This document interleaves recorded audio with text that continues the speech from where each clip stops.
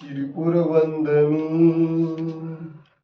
पाशं श्रीपुरवन्दमी पाशं श्रीपुरवन्दिमी पत्रं यत्र विहायसि विपुले स्थातुं क्षणं न क्षमम् तत्रास्ते गुणरत्नरोहणगिरि यो देवदेवो महान् चित्रं नात्र करोति कस्य मनसा दृष्टा पुरे श्रीपुरे सश्रीपार्श्वजिनेश्वरो विजयते दिग्वाशिषां शासनम् पत्र टिके न जहाँ अधर में गुण रत्नों का गिरिवर हो कितना विस्मय किसे नहीं हो चलो देख लो श्रीपुर को देवों के भी देव पार्श्व जिन अंतरिक्ष में शांत रहे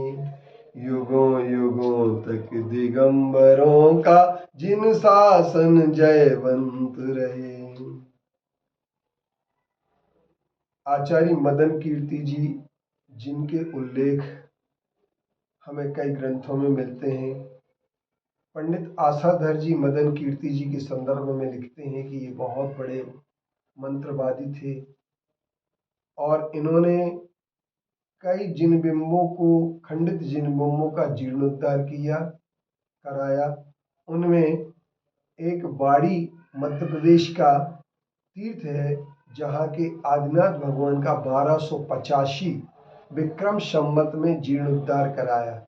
ऐसे मदन कीर्ति आचार्य श्री ने अंतरिक्ष पार्श्वनाथ भगवान का स्तवन करते हुए लिखा, जिसका अनुवाद आचार्य श्री विद्यासागर जी महाराज जी ने किया। अब हम आते हैं अपने विषय पर। सामायिक क्या है? तो समय शब्द से सामायिक शब्द बनता है। समय में एकण प्रत्यय लग जाती है और समय का अर्थ यह होता है कि हम आगम भी होता है, समय का अर्थ पदार्थ होता है, समय का अर्थ काल होता है, समय का अर्थ आत्मा होता है।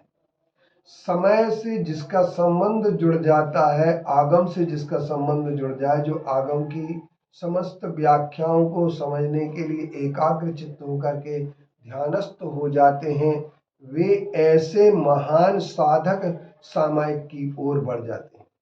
दूसरे नंबर की चीज सामायिक में जब हम करने बैठते हैं तो सबसे बड़ी बात ये होती है कि एक आसन की आवश्यकता अवश्य होती है। स्थिर आसन होगा तभी मन स्थिर होगा और समय की जभी अंतरंग की गहराइयों में जाकर के पहुंचेंगे। आचार्य कुंद देव ने अपने समयसार ग्रंथ में लिखा है, समयसार का अनुभव वही कर सकता है, निर्मल समयसार की अनुभूति वही कर सकता है जो नयों के पक्षपात से विमुक्त हो जाता है, जो व्यवहार और निश्चय किसी भी प्रकार के पक्षपात से दूर हट जाता है, वही निर्मल समयसार की अनुभूति कर पाता है। जो समय को बर्बाद कर देते हैं सिर्फ विवादों में ही उलझ करके, वे सामायिक कहाँ कर सकते हैं?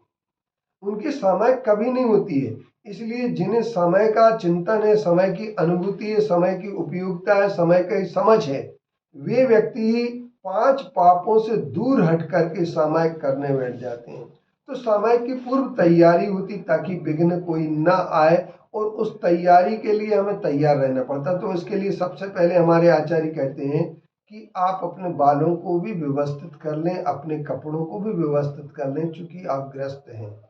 और यदि साधु होते हैं तो साधु को न कपड़े व्यवस्थित करना पड़ते, न बाल व्यवस्थित कर दे। मूर्धन्य मुष्टिवासो बंधन पर्यंक बंधनम चापी स्थानमुपवेशनम व समयम जानन्ति समयज्ञाय।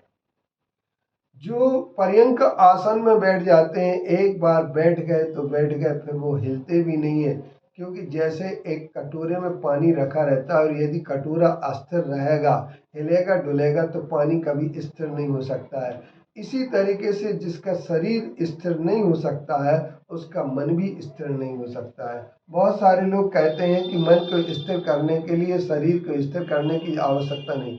शरीर की स्थिरता का नाम जिस समय बिल्कुल स्थिर किसी भी समय के काल के लिए हो जाता है, उसी के लिए योग में आसन कहा गया है। तो मूर्धन्य मुष्टिवासो बंधन पर्यंक वासनम चापी, और इसके बाद वो कहते हैं पर्यंक बंधनम चापी स्थान मुपवेशनम वा।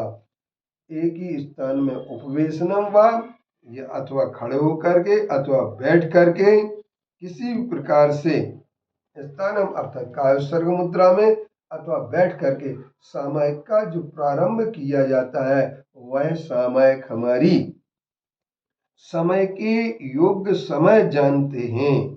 समय सामायिक, और इसलिए सामायिक का यही कहा गया है कि जितने समय को निश्चित कर लें उतने समय में यदि हम 5 पापों से विरक्त होकर के करते हैं तो वह हमारी सामायिक कहलाती है।